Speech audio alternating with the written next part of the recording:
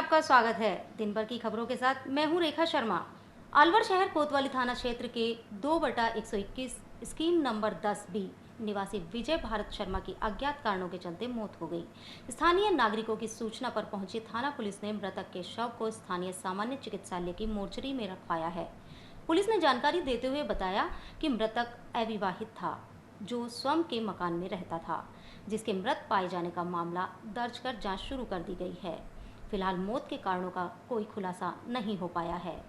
ये अभी control room के माध्यम से सूचना मिली थी कि स्कीम नंबर 10B में मकान नंबर 2/121 इसमें किसी व्यक्ति की लाश पड़ी हुई है, जिस पर मौके पर आए और मौके पर मृतक के परिजन भी हैं। मृतक का नाम विजय भारत शर्मा बताया जा रहा है। उम्र है करीब 50 साल। ये व्यक्ति अविवाहित था और अकेला ही इस क्वार्टर में रह रहा था। तो आज इनका जो पड़ोसी है प्रदीप, पड़ोसी भी है, रिश्तेदार भी है, इन्होंने आके इसको देखा तो ये अपने पलंग पर मृत हालत में मिला है। ये सब चीज़ें पोस्टमार्टम से स्पष्ट होगी। मृतक की डेड बॉडी को हॉस्पिटल भिजवाया जा रहा है, इसका पोस्टमार्टम कराया जाएगा। मृत्यु का कारण पोस्टमार्टम से स्पष्ट होगा। दवाई लगा के आए थे। अच्छा। घर से। अच्छा। तो फिर बुखार हो गया था। अब मालूम चला कि एकदम अकेले रह रहे थे 10B वाला मकान में। अच्छा। तो फिर पड़ोसी से मालूम चला, सुबह ही आए थे, पता लगा कि ये क्या घर पे ही। हाँ, जब चेक किया तो अकेले रहते हैं। हाँ, रथ पार गए। क्या काम करते थे? पहले UIT में थे, वहाँ से केस चल रहा था। रीट 2021 के परीक्षार्थियों की ओर से जिला कलेक्टर के माध्यम से मुख्यमंत्री राजस्थान सरकार को ज्ञापन सौंपते हुए रीट परीक्षा की वैधता अवधि निश्चित करने की मांग की है। परीक्षार्थियों का एक समूह जिला कलेक्ट्रेट पहुंचा, जहां SDM योगेश डांगुर को ज्ञापन सौंपा। इस दौरान मौजूद परीक्षार्थियों ने मीडिया को बताया कि हमारी मुख्यमंत्री से मांग है कि रीट परीक्षा की वैधता आजीवन न करते हुए 3 वर्ष की जाए, जिससे लाखों बेरोजगारों को लाभ मिल सके। सर, मेरा नाम सुरेंद्र सिंह सूटवाल है और मैं रीट का अभ्यर्थी हूँ। हमारे पहले ऐसा होता था कि 7 साल वैलिडिटी कर देते थे रीट की प्रमाण पत्र की, अब फिर 3 साल कर दिया। तो अब ये कह रहे हैं इसको आजीवन करने की वैधता कर रहे हैं। तो उसमें जो बेरोजगार है वो बेरोजगार ही रह जाएगा, और जो नौकरी लगे हुआ है जो होम डिस्ट्रिक्ट के लिए, उसको थोड़ी सी तैयारी के लिए वो होम डिस्ट्रिक्ट वाला लेगा। इस कारण से हमें बेरोजगार है तो बेरोजगार ही रह जाएंगे। हमें आशा है कि इसके लिए हमने आंदोलन करना पड़ेगा, या हमारा जो हमने ज्ञापन दिया है उसकी हमारी सुनाई हो जाएगी। धन्यवाद। ज्ञापन कौन दे रहे हैं? ज्ञापन हमारे जो संदीप फोगाट है और डिम्पी भाई साहब है, आपका नाम है राजेश जी है, और नरेश है, दिनेश है, कई विद्यार्थी है, जिसमें रीट के सारे विद्यार्थी इसमें शामिल है। कम से कम विद्यार्थी हम होंगे 15-20 विद्यार्थी होंगे जो रीट के इसके ज्ञापन में शामिल है। आश्वासन ये दिया है कि हम उनको सूचित करेंगे और हो सकता है हम आपकी हेल्प करेंगे। विश्व रक्तदान दिवस के अवसर पर मेरा अधिकार NGO की ओर से स्थानीय नागरिकों को रक्तदान करने के लिए जागरूक करने के लिए पोस्टर बैनर के माध्यम से लोगों से ज्यादा रक्तदान करने की अपील की गई। संस्था की ओर से बिजलीघर चौराहे पर तख्ती पर स्लोगन लिखकर लोगों को रक्त के महत्व को समझाते हुए अधिक से अधिक रक्तदान करने का आग्रह किया गया। आज विश्व रक्तदान दिवस के मौके पर जैसे कि पूरे दुनिया में रक्तदान को लेकर आम लोगों को जागरूक किया जा रहा है, संस्थाओं के द्वारा ब्लड डोनेशन कैंप भी लगाए जा रहे हैं। तो हमारी संस्था मेरा अधिकार NGO के द्वारा आज अलवर शहर में जगह जगह जैसे कि चौराहे हैं, अस्पताल हैं, तो उनमें जाकर के आमजन को जागरूक किया जा रहा है। टीम के सभी सदस्य इसमें अलवर शहर से जो हैं वो साथ दे रहे हैं, और आपके सामने आप देख सकते हैं कि आमजन को जागरूक करने के लिए हमने तख्तियों और बैनरों के माध्यम से पब्लिक को जागरूक करने के लिए ये मुहिम चलाई है। आज के लिए उद्देश्य यही है कि सर आमजन को ज़्यादा से ज़्यादा जागरूक करना चाहिए ब्लड डोनेशन के लिए, क्योंकि आज के वक्त में जैसे कोरोना महामारी है उसमें क्या है डोनरों की कमी भी खली है, क्योंकि भाई वैक्सीन भी लगी है तो डोनर डोनेट नहीं कर पाए हैं, और अस्पतालों में रक्त की कमी भी इसलिए आई है, और रोज़ाना फ़ोन कॉल्स आते हैं संस्थाओं के पास कि हमें रक्त दिलवाइए। उस रक्त की कमी को पूरा करने के लिए आमजन को जागरूक किया जा रहा है। ये विश्व रक्तदाता दिवस के उपलक्ष्य में हमने किया है कि हम सभी को जागरूक करना चाहते हैं कि रक्त को लेकर लोगों में लेने की भावना तो होती है कि हमें ज़रूरत के समय हमें ज़रूरत है, कॉल आ जाते हैं कि हमें मैडम हमें ये इतनी ज़रूरत है, यूनिटी आप करा दीजिए। लेकिन जब हम उनसे कहते हैं कि आपको ज़रूरत है तो आप डोनेट करो, तो वो उसके लिए इच्छुक नहीं होते हैं, तो उन लोगों को जागरूक करना है कि भाई हमें डरना नहीं है और हमें देना है कि भाई जिससे हम ब्लड डोनेट करेंगे तो जिसके माध्यम से लोगों को भला होगा, ज़रूरतमंद के पास पहुँचे। कि ब्लड कहीं दीवारों से, पेड़ पे कहीं से तो उगता नहीं है, इंसानों से ही आता है। तो ये ज़रूरी है कि हम लोगों को बताएं कि ब्लड देने से कोई कमज़ोरी नहीं आती है, कोई परेशानी नहीं होती है और ज़रूरतमंद की सहायता हो जाती है। क्या नाम है आपका, पद क्या है? मैं संतोष देवी, प्रदेश अध्यक्ष मेरा अधिकार एनजीओ में और महिला अधिकार विकास फाउंडेशन ट्रस्ट में मैं राष्ट्रीय अध्यक्ष हूँ। इस अवसर पर पीएमओ सुनील चौहान ने भी लोगों को रक्तदान करने की अपील की। उन्होंने कहा कि रक्तदान महादान है। रक्तदान के लिए किसी भी प्रकार की भ्रांतियों पर ध्यान ना देते हुए अधिक से अधिक रक्तदान करना चाहिए। विश्व रक्तदान दिवस पर मैं सभी अलवर वासियों को कहना चाहूँगा कि रक्त का दान करें और ये बहुत बड़ा दान है। यदि आप एक बार रक्त देते हैं तो 3 या 4 महीने में पूरी रिकवरी होती है और 3-4 महीने बाद आप दोबारा से रक्तदान कर सकते हैं। तो इससे किसी भी आदमी को किसी तरह की परेशानी, कमजोरी कुछ भी नहीं होता है। ये लोगों में गलत धारणा है, भ्रांतियाँ हैं कि ब्लड डोनेशन से शरीर में कमजोरी आती है। रक्तदान से कई इमरजेंसी केसेज होते हैं, कई ऐसे पेशेंट्स होते हैं जिनके साथ कोई नहीं होता है, तो उनके लिए बहुत आवश्यक होता है। कई बार रक्त देने वाले भी होते हैं लेकिन ब्लड ग्रुप मैच नहीं करता है, तो उनको भी अतिरिक्त रक्त की आवश्यकता होती है।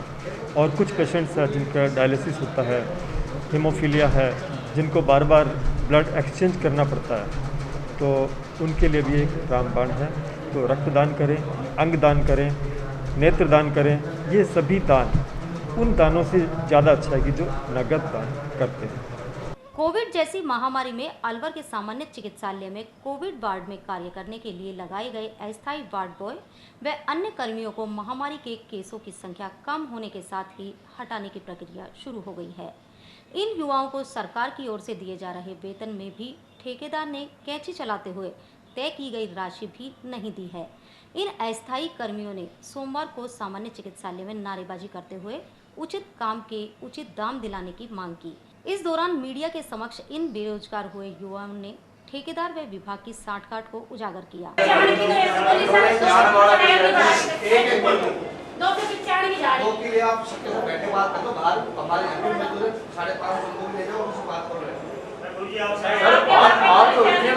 अरे मेरी आपसे बात ही आप क्यों बोल रहे हैं यार? सर धर्मराज है। हाँ, मैं यही अलवर का हूँ ना। तो पहले भी हमने इसमें नौकरी करी थी 6 महीना लॉर्ड्स के अंदर, 6 महीना पहले भी नौकरी। हमको 1 एकड़ लगाया, मतलब हम यहाँ पे आए थे तो हमको यहाँ पे नौकरी दे दी थी। वहाँ पे वार्ड में आपको वार्ड बॉय में नौकरी करनी है आपको, कोविड वार्ड के अंदर। और यहाँ पे बोला था कि हमको मतलब 100 रुपये पर डे मिलेंगे, आपको डेड बॉडी के भी पैसे मिलेंगे 700 रुपये, है ना। और सैलरी भी इनने बढ़ के बताई थी, हमको 10,500 रुपये सैलरी बताई थी। अब सैलरी भी हमारी 6-4 हज़ार आ रही है और आधी सैलरी क्या है मेरी, तो पूरी सैलरी नहीं आई। 2 महीने की सैलरी नहीं आई, मेरी 1 दिन की भी सैलरी नहीं आई।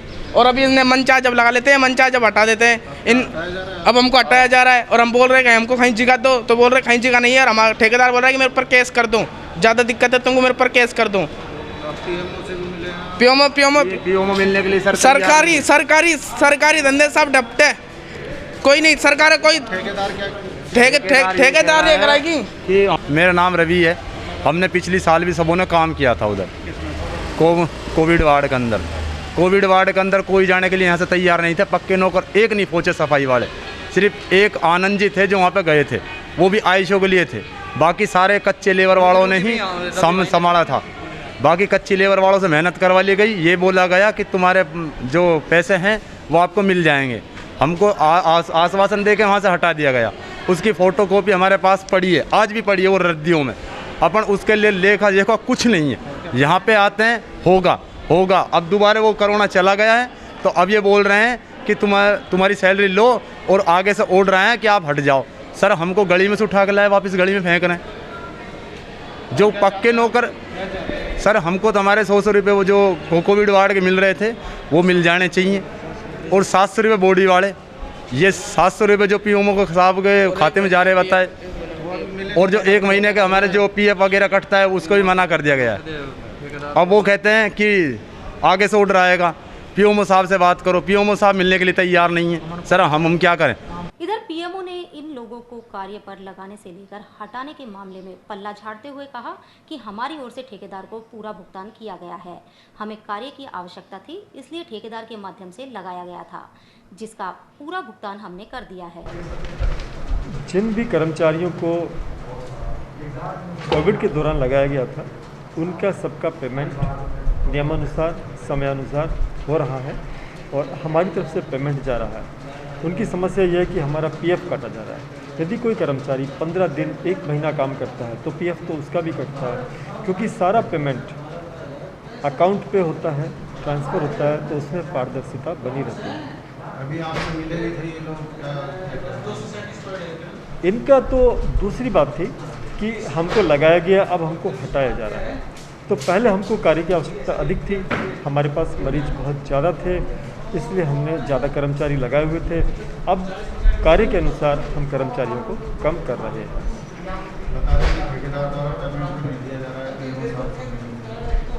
नहीं, ऐसी कोई बात नहीं है। विश्व रक्तदान दिवस के अवसर पर कनिष्का फाउंडेशन और लाइफ सेवर टीम के तत्वावधान में स्थानीय कर्मचारी कॉलोनी स्थित जीवन धारा ब्लड बैंक में रक्तदान शिविर लगाया गया। इस दौरान युवाओं ने बढ़ चढ़कर भाग लिया। टीम के पदाधिकारियों ने रक्तदान की वर्तमान समय में आवश्यकता के कारणों पर जोर देते हुए आमजन से भी रक्तदान करने का आग्रह किया।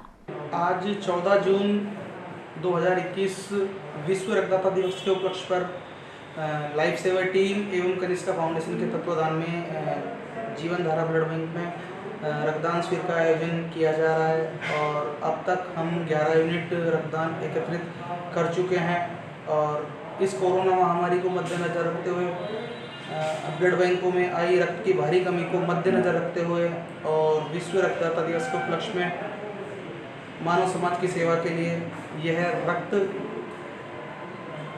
दान शिविर आयोजित किया जा रहा है। जैसे कि आज विश्व रक्तदाता दिवस है, तो क्या कहना चाहेंगे लोगों से जो रक्तदान के बारे में?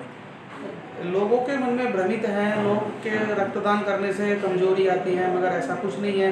रक्तदान करने से कोई किसी भी तरह की कोई कमजोरी नहीं आती। आपका नाम, आपको पता? अलवर शहर के नवाबपुरा मोहल्ला स्थित स्वामी गंगाधर गुरुद्वारे में 14 से 16 जून तक 84वां आर्थिक भंडारा एवं सिंधु प्रभा दिवस धूमधाम से मनाया गया। गुरुद्वारे के प्रमुख ग्रंथी ने A24 न्यूज टीम को बताया कि गुरुद्वारे में 10 जून से अखंड पाठ चल रहे हैं, जिसका भोग सोमवार को लगाया गया। इस अवसर पर महाराज का दुग्धाभिषेक कार्यक्रम सहित होने वाले कार्यक्रम सिंधु प्रभा दिवस की भी जानकारी मीडिया से साझा की।